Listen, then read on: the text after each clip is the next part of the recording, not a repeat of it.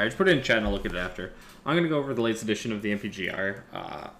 This is going to be 40 to 31. So second edition in the top 50. 7th edition overall. There should be 3 more. Yep, 3 more. So, as always, season 1 from and after Don't Park in 2018 to Mangle's Birthday Bash. Yeah, so not really going to say much about each individual, not about the criteria. I said in every video. So I'll just get into it. So number 40 is Rishi. Okay, so I was a little worried about Rishi's placings. So he did, but I think a Genesis where he got wins that weren't that good then, but are really good now, helped him a lot. Like, he beat MikeA at Genesis at the time. It's like, yeah, he should be MikeA. MikeA's like 51. And now it's like, oh, damn, he beat a top 15 player at Genesis. That's sick. It's kind of the funny part about the rankings, how, like, depending on how good a player does at the rest of the year, a win at the beginning of the year can seem just sick later in the year. I think it happened to me, like, last year where I beat Gatsu at the beginning of the year. And then he went on a crazy run. I'm just like, wait, this Gatsu win's awesome now. Let's go. Sick. That was in, like, 2018. So stuff like that's always kind of funny. It can happen.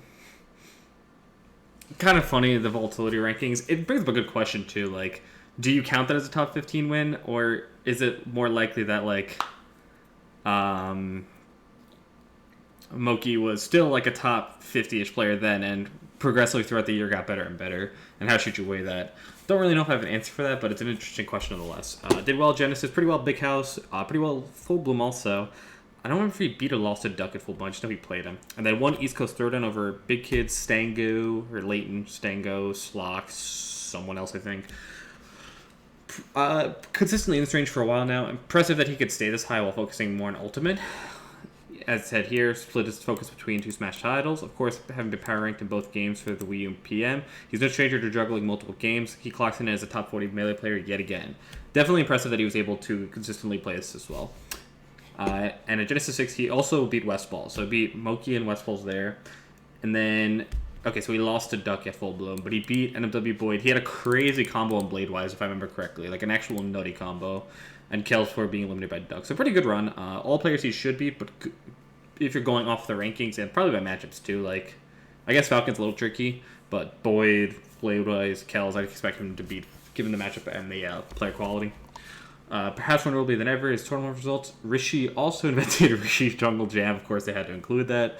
A new rule set being held as a side event at a number of tournaments, including Shine. It's worth checking out, no matter your thoughts on the staleness of the current metagame. Also, this guy's been releasing meme videos like left and right. Most of them are actually pretty funny. Prize achievement in 2019. It was the most difficult and rewarding year he's had.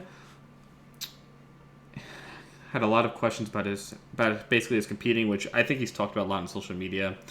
He also expanded with different ways to express and engage with the Smash community. So with that in mind, his prize achievement was revolutionary. Of course. Okay, so Rishi's Jungle Jam. What motivates you to complete Melee? His drive dwindled quite a bit last year with Ultimate and other responsibilities, and he also doesn't feel like himself at tournaments. And now he's realized that the process of studying and improvement in Melee is what was missing for me this past year.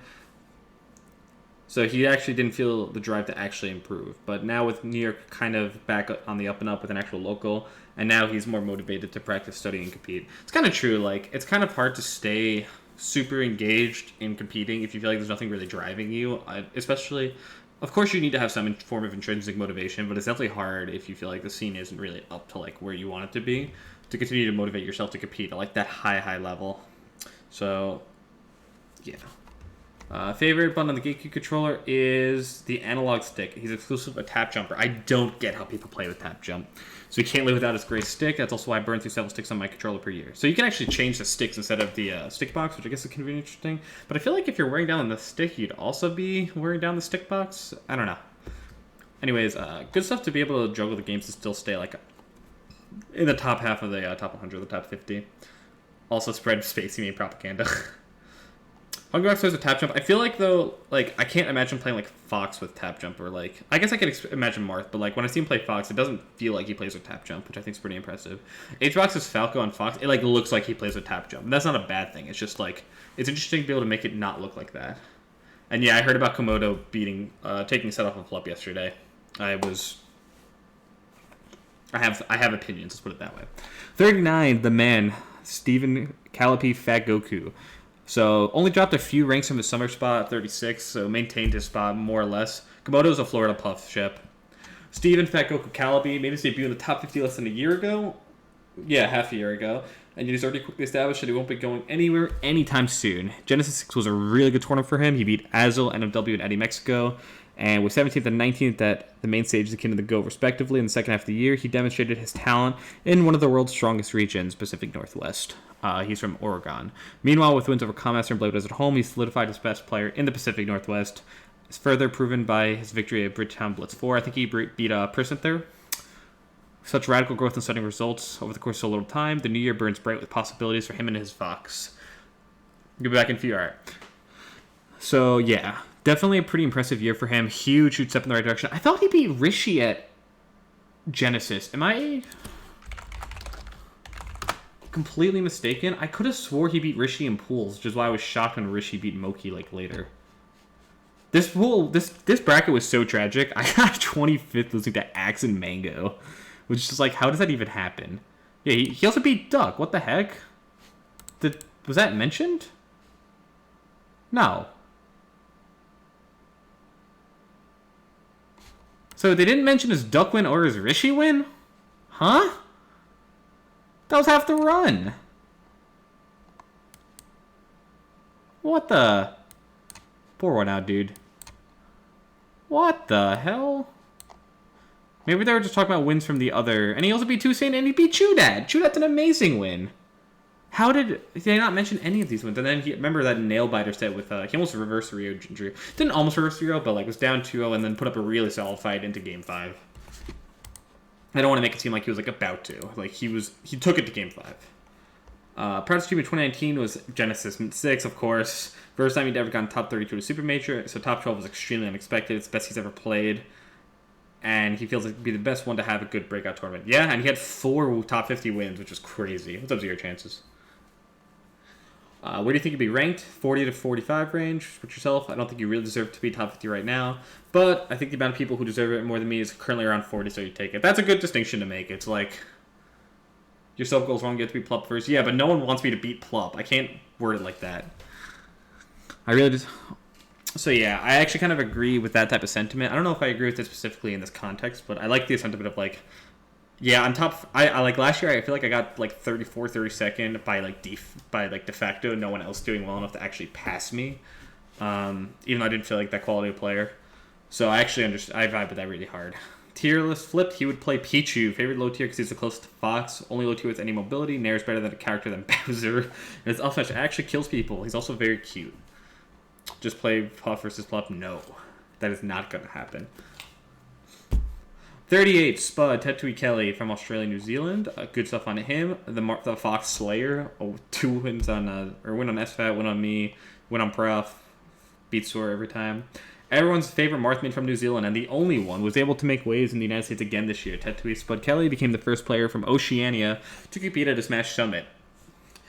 In pools of Smash Summit 8, he lost to Mango Wizzy, but bested this random Fox, considered to be very proficient at the Marth matchup. In a close 3-2, he lost to Nun and Zane later in bracket, but his appearance provided valuable experience both Melee and Showbiz, as he proved to be quite a talented actor. On his home turf, he took down top Foxes Professor Pro and SFAT when the two made trips to Australia for BAM 11. SFAT made a trip there for Phantom, not BAM 11. That was run at the Kid, the man is 33rd. He was also drunk, but whatever. It's clear that he'll be a force for years to come. Unfortunately for Fox mains, he's registered for Genesis 7. Okay. Favorite tournament series is BAM. It's where it all started. Least favorite matchup is Sheik because he sucks at it. Who do you main? Why do you main? I saw the Kencom and was like, cool. Oh. Nice, dude. Great interview. Good stuff to him. Top 40 is really impressive, especially living in just literal bumblefuck. Like, you just have no chances to do anything. 37, Albert. The most shocking breakout star, really. In July, Albert Liu stunned the Melee scene when he crawled out of the woodwork to defeat Hungrybox in an Austrian set of Low Tier City 7. This titanic upset was his first loss to an unranked player in recent memory, and only his second loss to a Falcon main since PP began his hiatus in competitive play. The other one was Westballz at Sandstorm. For good reason, the 3-2 nail biter immediately became a signature win, but he didn't stop there. He also defeated Lucky, Ginger, and Bladewise. Lucky set was actually crazy. And then he got reverse 3 by SFAT at Low Tier City as well in winter semis. No matter what happens next year, he's made a place for himself in Melee history, but if he continues to rise up the ranks, there may be soon another top-level Falco in the mix. I'm down for more Falco, even if I think the matchup's kind of frustrating. It's frustrating on both sides, but it's also fun on both sides, and I think that we need more Falcos. What are your priorities for 2020? About to graduate from my university, I want to maintain a full-time job while still being at least a top 20 player. It's my hope to never turn Melee into a job and still continue to enjoy the game at a high level. Very respectable. At this stage in your Melee career, his rival is Tierno, despite him being retired. I remember Tierno faster Melee. He's pushed me to consistently rethink how I play Falco and continues to share with me so much knowledge and understanding. I hope to one day play a set with him and afterwards be told I've crafted a complete Falco. Seems like this guy's really about achieving mastery of the game. Favorite tournament is a Smash Camp because it is just a tournament. It's a gathering of friends all there to have a great time. On one part of most tournaments I don't enjoy is that they're too serious. Competition is great, but the community and the game itself are why we have tournaments in the first place. Fair, but some people do actually rely on it for a living. Regardless, good outlook. Very talented player, obviously. Excited to see more of him. 36 is Gatsu. Pretty inactive the second half of the year, to be honest. Had a pretty decent first half and then kind of disappeared. Been a relatively quiet year for Gatsu, the Captain Falcon main who rules CFL. Though he rarely traveled outside his own region, he nonetheless racked up a resume of impressive wins, including defeating Wizzy at CEO 2019 when Wizzy was debatably the best player in the world. His prominent tournament of the year is PAL, where he defeated Calvar, La Luna, and Pew Pew, falling to Axe for a respectable 9th place. Alright, 0 chances. While Gatsu hasn't been to a major tournament since CEO in June yet, he kind of disappeared. Florida needs a new reminder of his explosive skill, and watch out for him to pick up some big wins when he returns to the national stage at G7. Again, good player, kind of disappeared, really good at the Ditto. Hopefully get to see more of him, honestly. How do you feel? What do you feel about, or what do you feel most satisfied about with this year? Falcon winning major. Why do you mean your character, best character? Say something you want to share with your friends. You can instant air out of shield by tapping up with the C stick twice. Oh, I guess you can.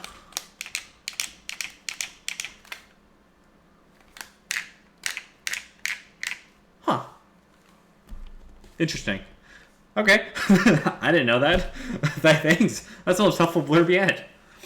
35. My boy Toussaint Tournier is how you actually pronounce it. Pretty good placement, honestly. 13th at Genesis. 13th with Shine, 17th at Pound, won Defend the North over with a crazy losers bracket run. Actually beat Hugs, beat Rishi twice, beat a bunch of other people. Really nasty run, actually.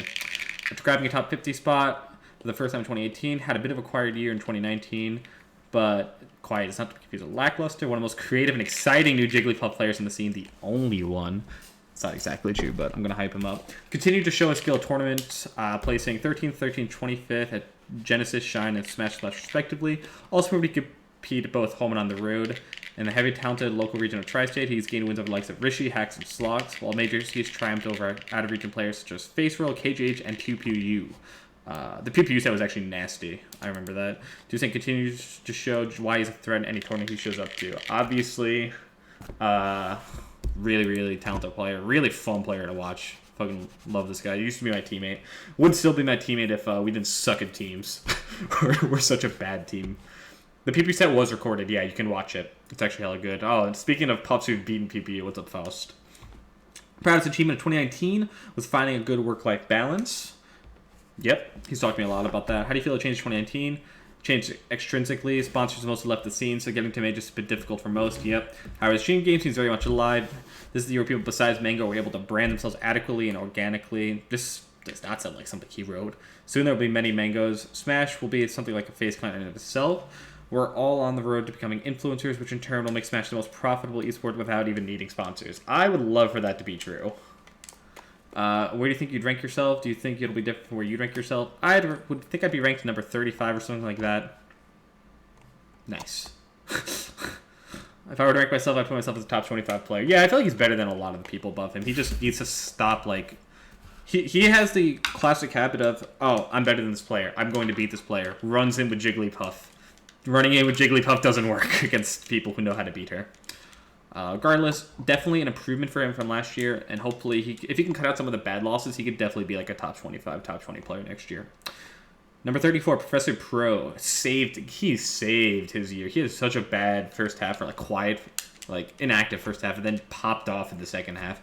Regular face in Melee's year in top 50. He fell to 56 last year, but it was precisely the motivation he needed to return to form. He resurged in 2019, maintaining a grip on the #1 ranking in the UK while scoring big wins abroad. At Rotterdam, he beat SUJ in a somewhat dominant 3-1. Yeah, I remember that set. On top of victories over Sechi, Over, and Amsa, a week later, he outplaced many of Europe with a victory at Syndicate 2019. Additional wins such as players over players such as Fiction, Triff, and Spud helped round out his resume. So really good overall year for him. The professor has tenure and has returned from a sabbatical for the rest. Okay. Looks like they couldn't get a hold of him for an interview, but really impressive year by him. Good stuff. Great second half. Really like amazing second half. Let me just make sure Leffen hasn't DM'd me to play yet. No, okay, good. So number 33, Michael Polito, MikeA is the best rapper in the Melee scene. Maintaining consistency as a veteran player can be difficult to Melee, but in 2019, he was up to the task. In fact, he managed to put up a solid record against fellow Smash Bros. Veteran Fiction, who made double limited at Spike for SoCal 5. Though he suffered the occasional upset to players like Ark and 42nd, still scored a plethora of wins over Face Roll, Lucky, Keizu, Army, and Two-Team throughout the year.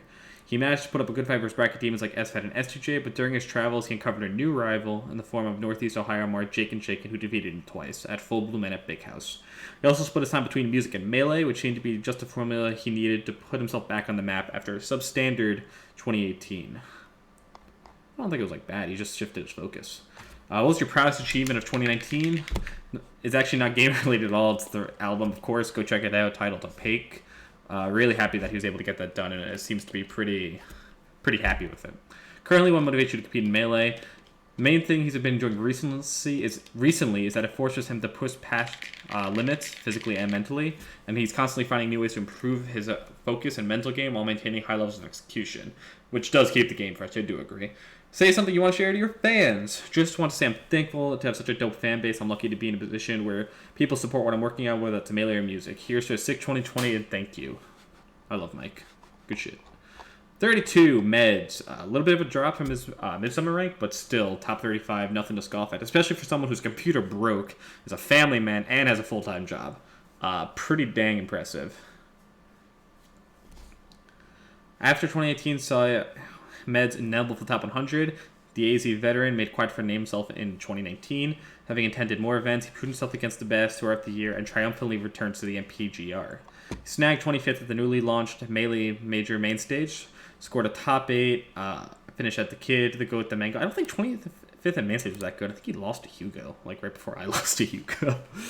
And Mango, and placed second at Smash Factor 8, all while racking up wins over Duck, Army, and KJH. All good wins. And KJH was trying at the Mango because he wanted the summit spot.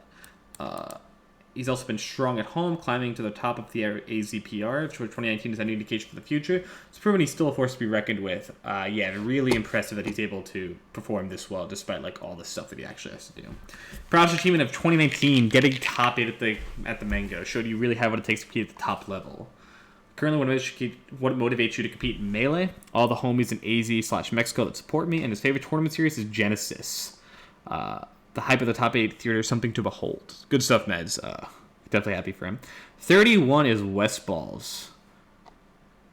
Yeah, I guess that's about where I expected him. Westballz has once again established himself as one of SoCal's top threats. He and his Falcon have placed first in a number of regionals, most impressively taking 3 of the last 4 fight for SoCal tournaments. His records versus fellow Californian players are thus as impressive as one would expect, boasting positive records on Face Roll, Army, SJ, and more. Westballz national results are also solid, if less consistent. Excellent loose run in Smash and Splash. Saw him beating Jake and Shaken at Fiction for 13th place. Proves he still has the ability to make waves in majors. He and his bird still have a lot to prove in the coming year. But if anyone is equal to the task, it's Westballz.